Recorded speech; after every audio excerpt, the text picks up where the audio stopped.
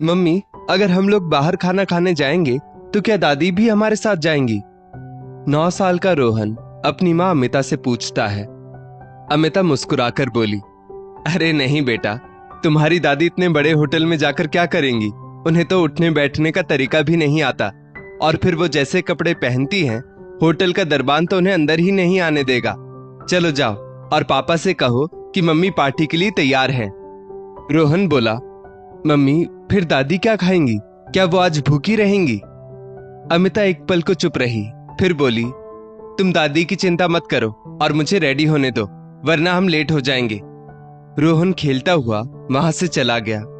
अमिता आईने में लिपस्टिक ठीक करते हुए अपनी सास देवयानी जी से बोली, मम्मी जी, आप अपना खाना बना लीजिएगा, मुझे और इन्हें आज एक पार्टी में जाना है। देवयानी जी बोली, पर बहू, मुझे गैस वाला चूल्हा तो चलाना ही नहीं आता, और गलती से कहीं कुछ ऊपर नीचे हो गया तो मेरे साथ साथ इस घर का भी नुकसान हो जाएगा। तभी देवयानी जी का बेटा अजीत बोला, अरे माँ, अगर आपको गैस चूल्हा जलाना नहीं आता तो उसका भी एक उपाय है। देवयानी जी बोली, और वो क्या? अजीत बोला, आप ऐसा करो, पास वाले मंदिर में आज भंडारा है तो वहां चली जाओ, फिर आपको खाना बनाने की कोई नौबत ही नहीं आएगी। देवयानी जी ने हैरानी से बेटे की तरफ देखा और बोली, भंडारे में खाना खाने चली जाऊं, बिना बुलाए और बिना न्योता दिए? अजीत बोला, अरे माँ, भंडारा तो सबके लिए होता है, उसके लिए कोई न्योता नहीं दिया जाता, और ये गांव नहीं है, शहर है। क्यों अमिता, मैं क्या गलत बोल रहा हूं? अमिता बोली, कभी भंडारे में खाया है जो इन्हें पता होगा, और सही तो कह रहे हैं ये, जब वहां मुफ्त में खाना मिल ही रहा है तो आपको बनाने की क्या जरूरत है?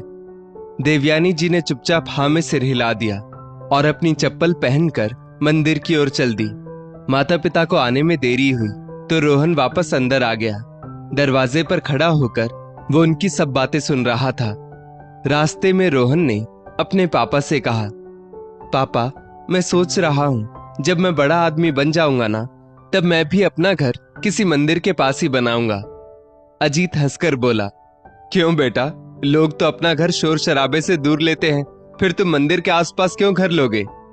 अमिता मुस्कुराते हुए बोली, देखा, मेरे दिए हुए संस्कार इसमें कूट कूट के भरे हैं। मेरा बेटा बचपन से ही कितना संस्कारी है, जो मंदिर के आसपास घर बनाना चाहता है। जीते रहो मेरे बच्चे, तुम तो बिल्कुल अपनी माँ पर गए हो। रोहन हंसकर बोला, नहीं नहीं मम्मी, वो बात नहीं है। अजीत बोला, फिर क्या बात है? आखिर तुम मंदिर के आसपास घर क्यों लेना चाहोगे, ये तो बताओ।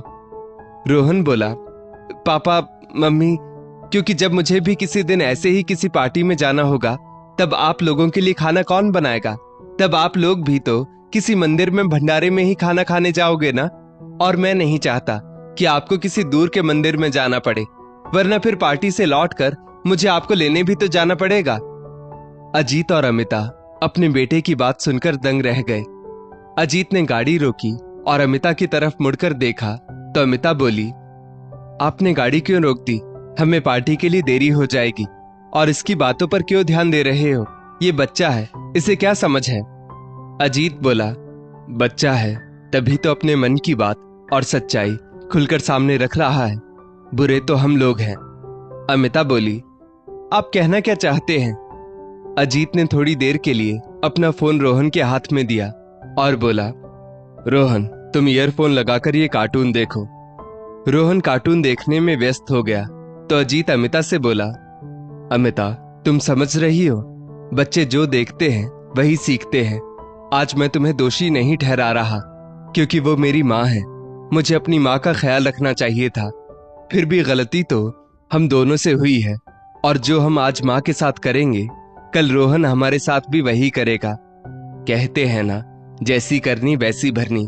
तो तुम क्या चाहती हो, बुढ़ापे में हम भी इसी तरह भंडारे में जाकर खाना खाएं और अपने बेटे बहू की जली कटी बातें सुने? अमिता को अपनी गलती का एहसास हुआ।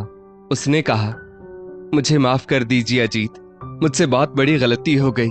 मैंने सोचा माँ जी गांव की अनपढ़ औरत हैं, तो उन्हें मैं अपने हिसाब से जैसे चाहूं वैसे रख लूंगी, पर शायद मैं ये भूल गई कि उनके साथ बुरा व्यवहार करते देख मेरा बेटा भी तो वही सब सीखेगा।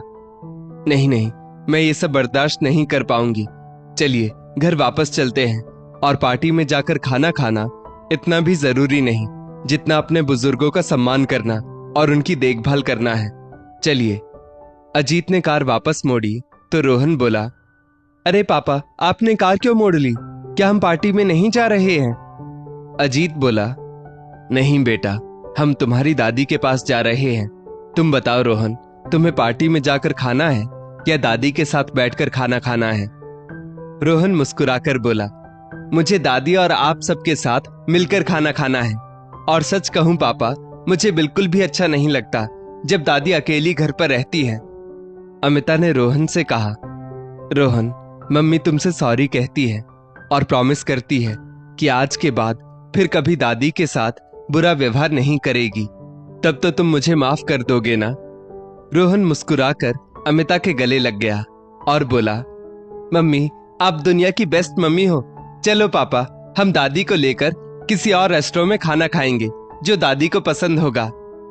अजीत और अमिता को अपनी भूल का एहसास हुआ और रास्ते में दोनों ने तय किया कि घर जाते ही माँ के पैर पकड़कर उनसे माफी मांग लेंगे।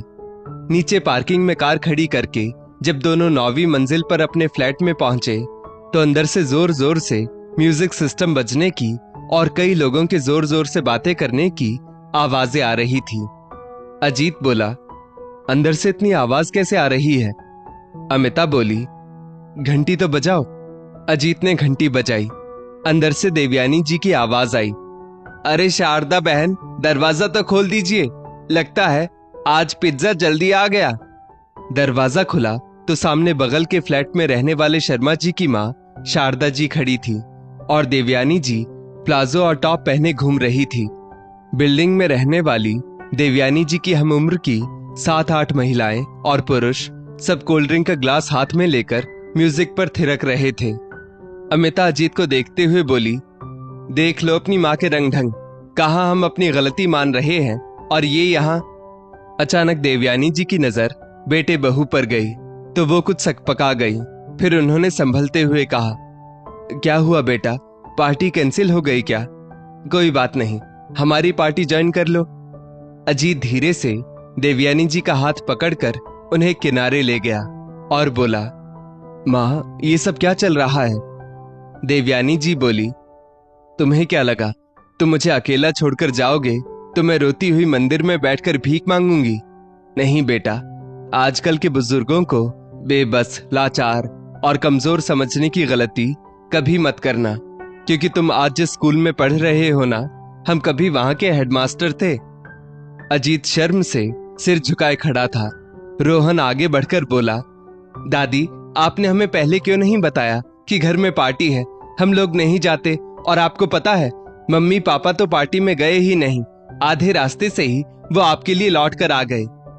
देवयानी जी ने हैरानी से अजीत की तरफ देखा और बोली, क्या सच में? अजीत माँ का हाथ पकड़कर बोला, माँ मुझे माफ कर दीजिए, मैंने आपका ठीक से ध्यान नहीं रखा, पर मुझे खुशी इस बात की है कि आपने इस उम्र में भी जीने का अपना एक अलग तरीका सीख लिया।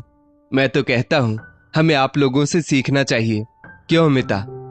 अमिता ने भी आगे बढ़कर हाथ जोड़कर देवयानी जी से माफी मांगी और बोली, माँ जी मुझे माफ कर दीजिए, हमसे भूल हो गई थी, पर जितना लाचार और कमजोर मैंने आपको समझा था आप हैं नहीं। देवयानी जी बोली, हाँ बहू, गांव में रहकर ये सब तो नहीं सीखा था, पर तुम्हारे शहर ने मुझे भी बदल दिया और मैं खुश हूं इस बात से कि आखिर बुढ़ापे में माँ बाप क्यों बच्चों का मुंह देखकर ही अपनी बची हुई जिंदगी काटेंगे। उन्हें भी तो पूरा हक है खुलकर जीने का, और कौन जानता है कब बुलावा आ जाए। तो पुरानी बातों पर मिट्टी डालो और चलो तुम भी इस पार्टी में शामिल हो जाओ। इतना कहकर देवयानी जी ने अमिता को भी सबके साथ शामिल कर लिया। अजीत ने सोच लिया कि अब वो अपनी माँ को किसी बात के लिए नहीं टोकेगा और अपनी बची हुई जिंदगी में वो जैसे रहना चाहती है, जैसे जीना चाहती है, उन्हें पूरी आजादी दी जाएगी, क्योंकि माँ बाप भी तो अपने बच्चों को आजादी से जीने का हक देते हैं। फिर बुढ़ापे में माता पिता को वो आजादी क्यों नहीं मिल सकती? अंत भला तो सब भला। दोस्तों, इस स्टोरी को लेकर आपकी क्या राय है? नीचे कमेंट करके जरूर बताइएगा और ऐसी ही और भी बेहतरीन वीडियोस के लिए हमारा पेज जरूर फॉलो करें। धन्यवाद।